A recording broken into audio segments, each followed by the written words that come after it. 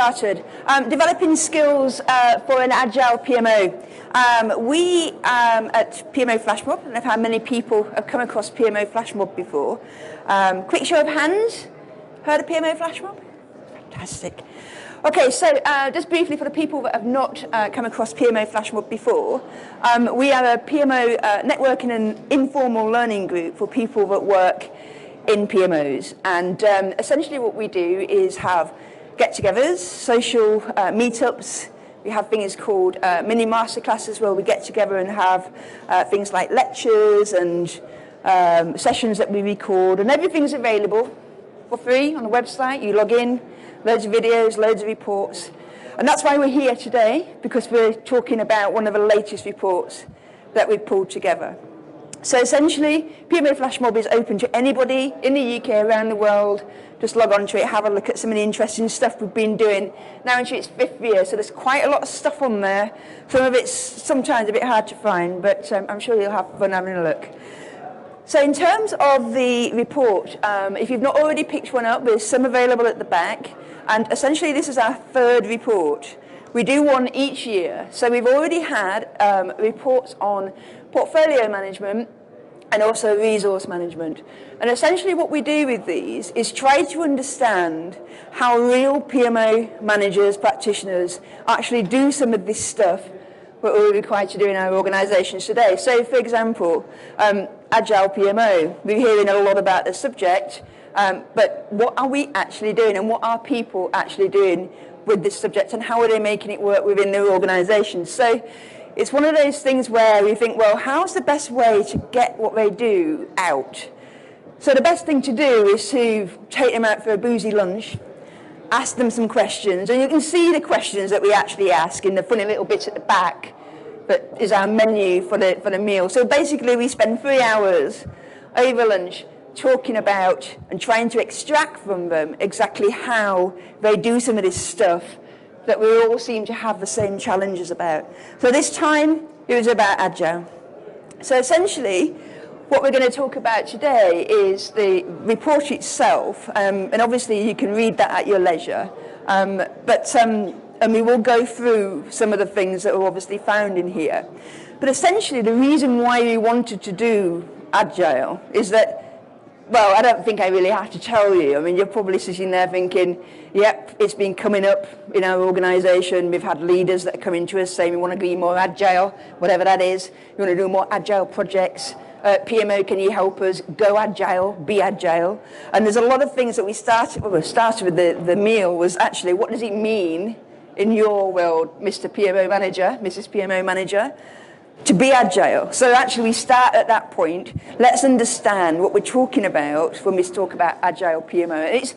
Broadly, it's 2 things. You're supporting in your organisation agile projects. And the second part was about being able to support your organisation in terms of business agility, being faster, smarter, that kind of thing. So that was the kind of where we were in terms of a starting point. Essentially, one of the great quotes that came out is that actually agile projects are no different from supporting any other types of projects. Yeah, it's essentially still project delivery. It's just the way that they're doing project delivery is changing slightly. So that's what we need to understand. And actually, some of the PMO services and functions that you're offering already are already fit for purpose with Agile PMO. But there were some really interesting insights about actually how some of it is going to be quite difficult, even though we're told that Agile projects, leaner, smarter, faster, easier, might not necessarily be the case.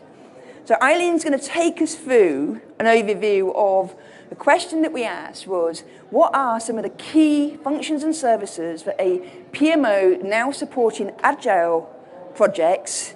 What do they need to be aware of? What stays the same? What might change? And here's some of the top 8 things that they shared with us over that lunch. The clicker's not working. Okay. Are we on? Perfect. Right then. So one of the really interesting things we found about am I switched on? Do you want to give me the other microphone? technical issues. Oh, are we there? Perfect, thank you. Right then, one of the interesting things we found, we went and said, what are the kind of the top 8 things that come to mind that you're going to have to do differently in that lovely phrase, the bimodal PMO, or just agile projects in general. And as Lindsay said, these are the 8 that came up with. And even on first glance, what bemused us, we'll use that phrase, what bemused us is actually the things that are going to change are potentially some of the things that we're not particularly good at already. Yes, so that kind of provides almost a double challenge. Not only are we going to have to get better at the things we currently might do, but we're then going to have to work out different ways of doing some of those things. So we'll pick that up as we kind of go along. However, the first one is probably the least surprising.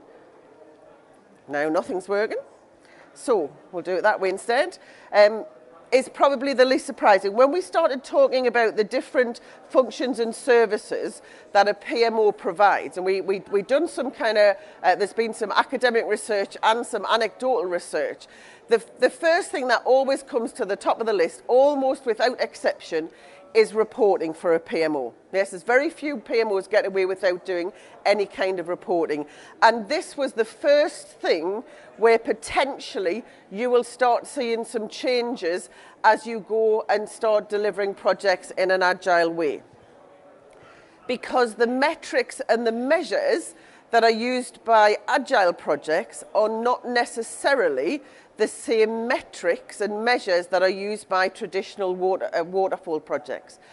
The other thing is, in most organizations, and it's a curse and a blessing, we tend to have some very standardized reporting, yes? Every 4 weeks or every month, we all have to fill in the same template.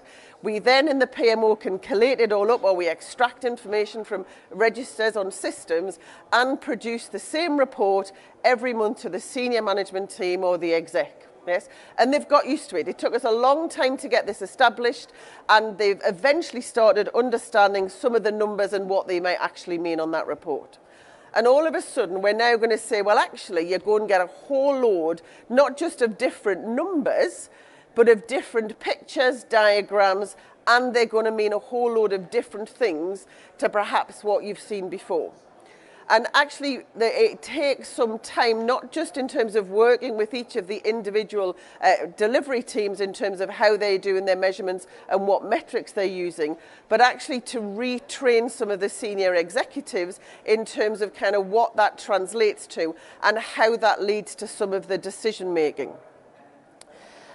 And a lot of it actually is not just about changing the metrics, but it's about changing some of the mindset, not just of the senior managers, but actually of some of the people who work within the PMOs themselves.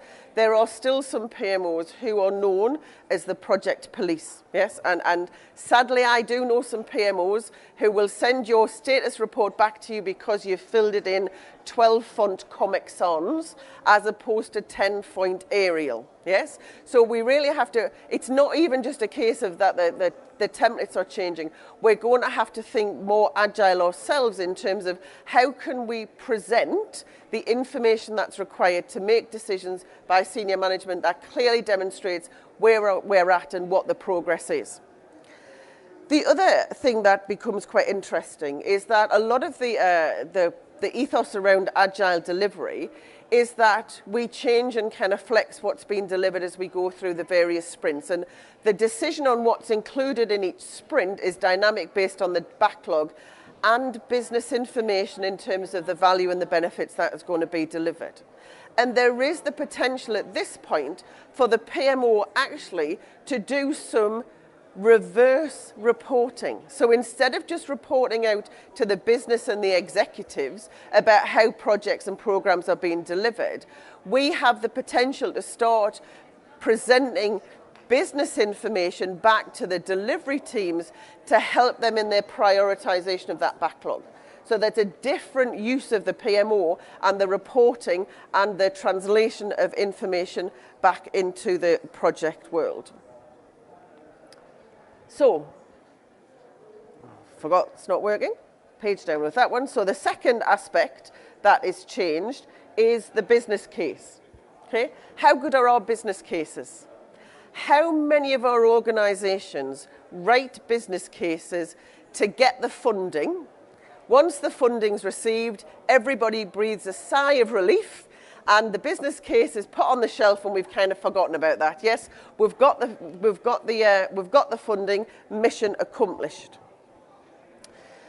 In an agile project, your business case is absolutely critical for identifying the value that's going to be delivered from each of the various sprints that are going to go through that.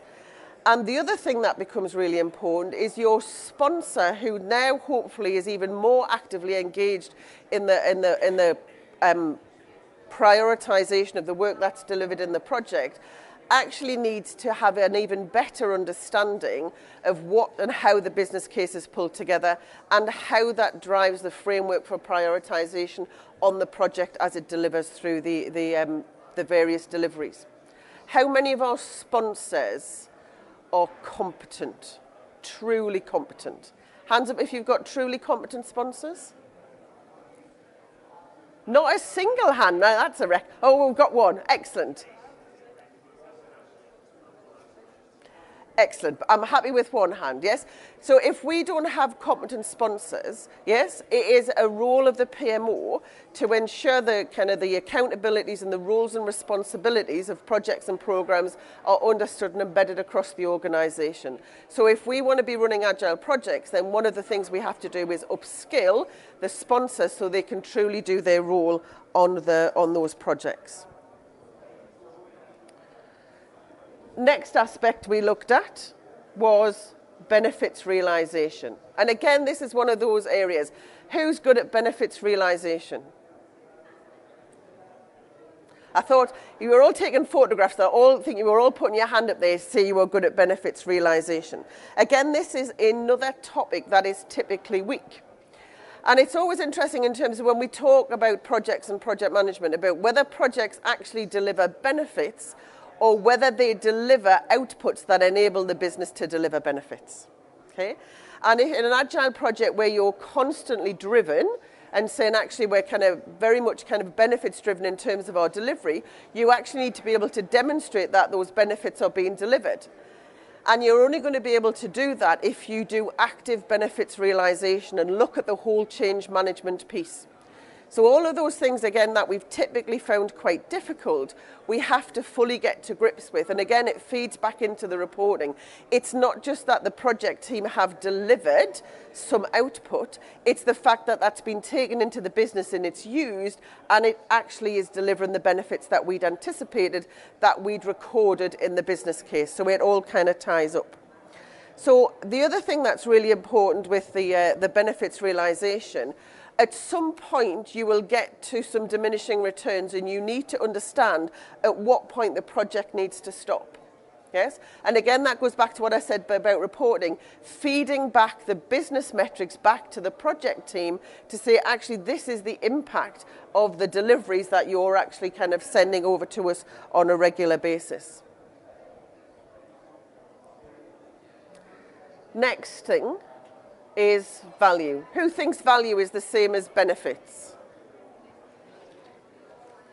There's a few people. Excellent. It is. Yes, and it's really interesting how we kind of use different terms. We use this term benefits realization to kind of really derive value, but actually value is very much the same thing. Some of the terminology we use and some of the techniques are all about demonstrating that we are continuing to deliver value frequently and often from an agile delivery, and that's what it's all about. So, but how do we actually kind of measure value? How do we identify that value in the first place? How many use kind of benefits mapping, value stream mapping in your organizations? Yes? So we've got lots of, not very many hands to some of these questions. So again, so these are some of the tools and techniques that as a PMO, we may need to introduce into the workplace to allow us to identify what value can be delivered and identify when and how that value is being delivered into the organization. And just a little kind of twist on that. Yes, one of the interesting kind of assumptions is that organizations that introduce agile delivery save money. Yes, anybody kind of heard that rumor? So one of the things that you will have to do as a PMO is potentially demonstrate that delivering projects in an agile manner is actually delivering additional value to the business by doing it in an agile way. Can we get our heads around that one?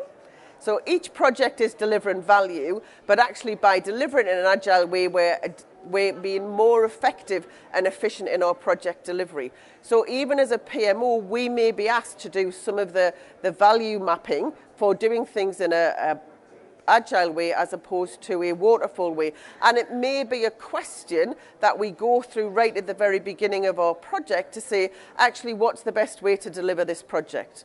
Can you tell us whether there's any benefit from doing it in an agile way or doing it in a waterfall way? And again, that's an interesting question that the PMO will potentially have to answer. Now, it's interesting, we've picked this up as a lot of people have talked about being able to have, to be able to be a good coach as a skill and a competence for the PMO. And it's definitely something that's come up in the competency framework that the PMO Flashmob are developing. And it's interesting because in agile development, there's often this role of the agile coach. And then there's two things here. One is from a PMO perspective to use the agile coach to understand what's been actually rolled out, but also to use some of their terminology and their understanding and their expertise to educate people outside the delivery team. Yes? So you can use the agile coaches as a resource for you as a PMO person. Secondly, is potentially the agile coaches could become part of the resource team of the PMO. Because certainly one of the things that we will have to do is make sure that we've got adequate coaching for each of the PMO teams, each of the agile teams that are delivering into your organization. So a key role and a key skill for PMO. So, risk management. Another area that potentially needs to change. One of the things we always get taught in risk management is there is no such thing as a risk-free project. Yes? And believe me, it doesn't change just because we're delivering it by agile method. Some would argue that it does, but I think it may just be kind of some different risks. So what we need to make sure is that the risk and the risk management process is fully embedded within the way of working of the agile team. Yes, we may not have the kind of the standard kind of risk checklists and risk workshops that we have on a waterfall project. But if we're not having them in the same way, we need to make sure that the risks are still being identified and mitigated and measured through the agile delivery. And again, we may have to be flexible in our approach from a PMO perspective in terms of how that's actually going to be delivered out in the teams. And again, one of the key things that we will need to do is translate that back up into the organization when we're trying to get a holistic view of the risk associated with our program or our portfolio. So the consolidation of risk across agile and waterfall projects and presenting that back to the business is a translation issue which often falls on the PMO. And penultimately, our friends in finance. I was reminded the first talk I ever did at Project Challenge was a number of years ago now called How to Get Finance to Pay for the Implementation Party. And it was really a kind of a talk about how we'd implemented project management in an organization, and making friends with the finance department was an absolute requirement in order for it to be successful.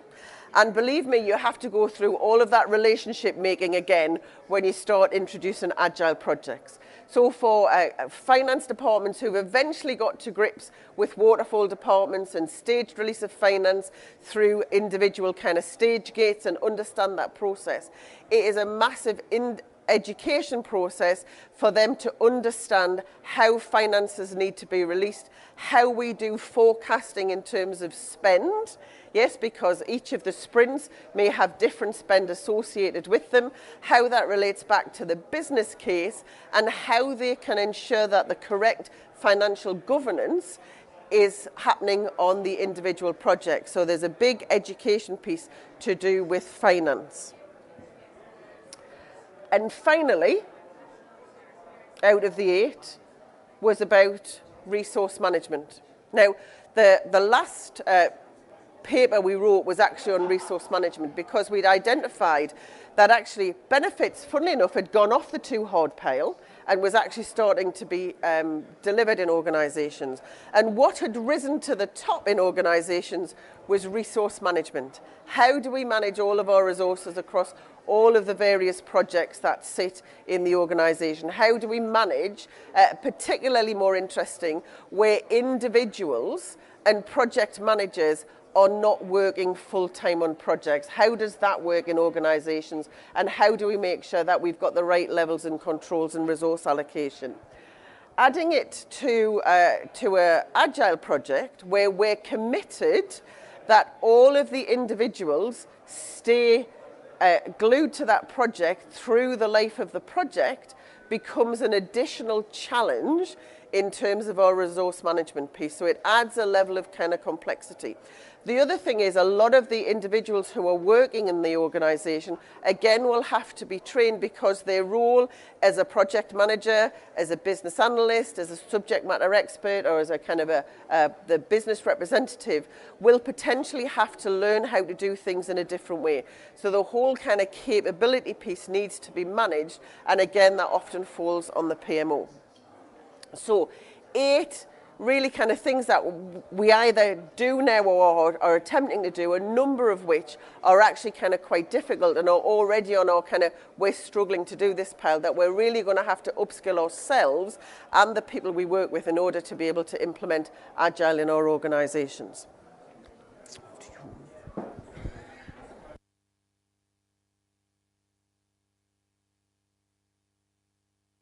I mean, obviously you can read about all of those 8 in more detail in the report, but there's some of the things that I personally picked out that I thought were really interesting, and this was this conversation that the guys had about being a translator, and they were talking about what actually happens in the early days of an organisation saying you want to be Agile or go Agile. And one of the guys was talking about, well, actually in those early days we had to be a translator, so we had to understand Agile, and they talk again in the report about where they got good insights into what they should be thinking about, and we've got those in here, and you can have a look at those. But they had to play that role of translator between, this is the world that we've been delivering projects in, here's the Agile stuff coming in, and actually we have to do a translation role back into the business to say, look, the guys are doing the Agile projects and they're talking about progress in this way, whereas you were used to seeing progress in a different way, and performing that translation role. But they were very clear that it's only a short-term position that they're playing until things start to normalise. In other words, there's that camp there about getting into change management. The other thing that was really interesting is one of our previous talks, and you can have a look at this on the PMO Flashmob website, is where we introduced the idea of the PMO principles, that a PMO does have principles. And one of the reasons why we brought this into the conversation right there is that if a PMO does have certain principles, you use your principles to guide you through waters when it's unknown territory. For example, with the PMO, Agile PMO stuff, there is nobody that's mandating and saying that PMOs should be doing X, Y, or Z in support of these Agile projects. So actually, you're probably going to be going in uncharted waters yourself, but it's your principles that help you to be able to charter those waters. And we talk about, well, what are those kind of principles? And they're available, again, like I said, there's books available through Amazon, but we've got the presentation from the last Project Challenge that you might want to have a look at in terms of these are the underlying principles of your PMO that will take you into new waters, like Agile PMO, and no doubt over the next 2, 3, 5, 10 years' time, as businesses continue to change, it might be Agile today, who knows what it's going to be in 10 years' time, but actually falling on your principles helps you to think about new ways forward, new processes, new change, and so on. So that was the thing that was brought up in the conversation that I think is worth sharing. as Eileen has said, what I found really interesting at that table was all the things that they were talking about are all the things that we find really, really difficult. But I was always under the impression that they say that agile projects are easier to do. But actually, you've got to be great at your business cases, your benefits realization piece, the resourcing bit, the sponsorship, all these bits that we are traditionally struggling with.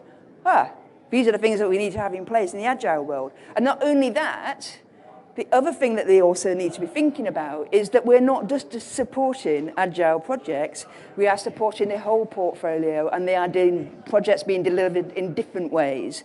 And it's how do we bring that hybrid together? How do we support waterfall projects and agile together and bring them together and allow us to be able to extract the information, the data that allows decision making to happen, because we're getting different metrics and measures from them.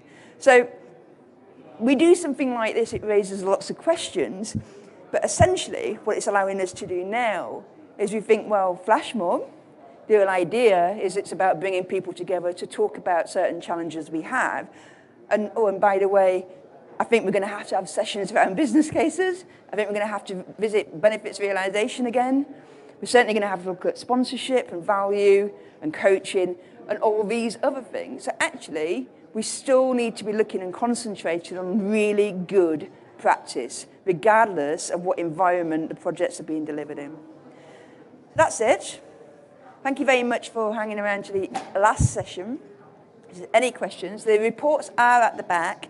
And just to also let you know that we carry on trying to understand how we can support our businesses better in a project delivery. So just let you know that there's a Lean Agile PMO training that's very successful in February that you ran in London. We're now going to be doing that in Edinburgh and London going forward, so there'll be more information. And anything that you've seen today, we recorded the session. The presentation will go out to you if you'd like to receive that. All you need to do is sign up on the PMO Flashmob website and you will get notification. And if you want to make your way to the stand, you can also leave your details there as well. Okay? Thank you very much.